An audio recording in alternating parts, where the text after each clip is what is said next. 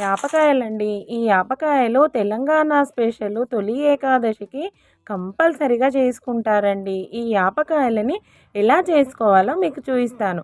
ఒక బౌల్ తీసుకొని ఇందులో 4 కప్పుల బియ్యం పిండి తీసుకోవాలండి. 4 కప్పుల బియ్యం పిండికి 1 టీ స్పూన్ జీలకర్ర, కొద్దిగా తరిగిన కరివేపాకు, 2 టేబుల్ స్పూన్ల నువ్వులు, చిటికెడు పసుపు, కొద్దిగా సాల్ట్ వేసి ఇవి మొత్తము పిండికి కలిసేటట్టుగా కలుపుకోవాలండి. ఇవి కలుపుకున్న తర్వాత పక్కన పెట్టేసుకొని 2 పెద్ద ఆనియన్స్ తీసుకొని పెద్ద పెద్ద ముక్కలు చేసుకొని ఇలా మిక్సీ జార్‌లో వేసుకొని మొత్తము మెత్తగా పేస్ట్ లాగా చేసుకోవాలండి. ఇప్పుడు ఇది కూడా పక్కన పెట్టేసుకొని వేరొక బౌల్ తీసుకొని ఇందులో 2 కప్పుల సగం వాటర్ పోయాలండి. మనం ఏ కప్పుతోన పిండి తీసుకున్నామో అదే కప్పుతోన పోయాలి.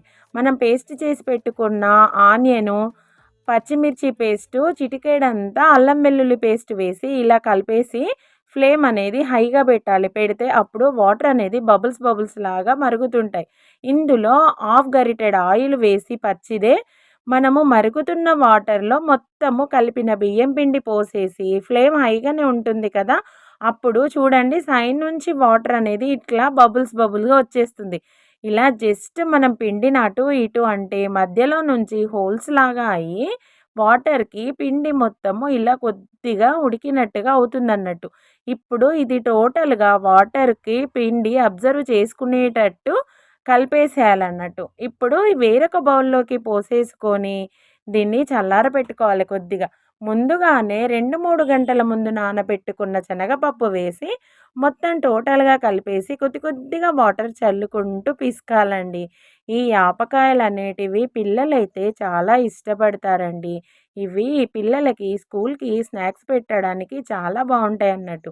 ఇవి తెలంగాణ స్పెషల్‌గా కంపల్సరీగా చెగోడీలు కానీ, యాపకాయలు కానీ కంపల్సరీ చేస్తారండి.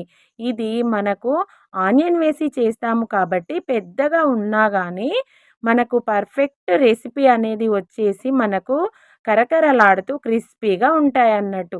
ఈ యాపకాయలని మీరు కూడా ఇలా ఒకసారి ట్రై చేయండి. చాలా టేస్టీగా ఉంటాయన్నట్టు. ఇప్పుడు పిండి మొత్తం చూడండి మనకు పర్ఫెక్ట్‌గా రెడీ అయిపోయింది. ఇప్పుడు ఇందులో నుంచి కొంచెం తీసుకొని దీన్ని 2 చేతుల మధ్యలో పెట్టేసుకొని అటు ఇటు అనేసి దీన్ని కొద్ది కొద్దిగా ఆయిల్ పెట్టుకుంటూ చిన్న చిన్న ముద్దల్లాగా చేసుకోవాలన్నట్టు.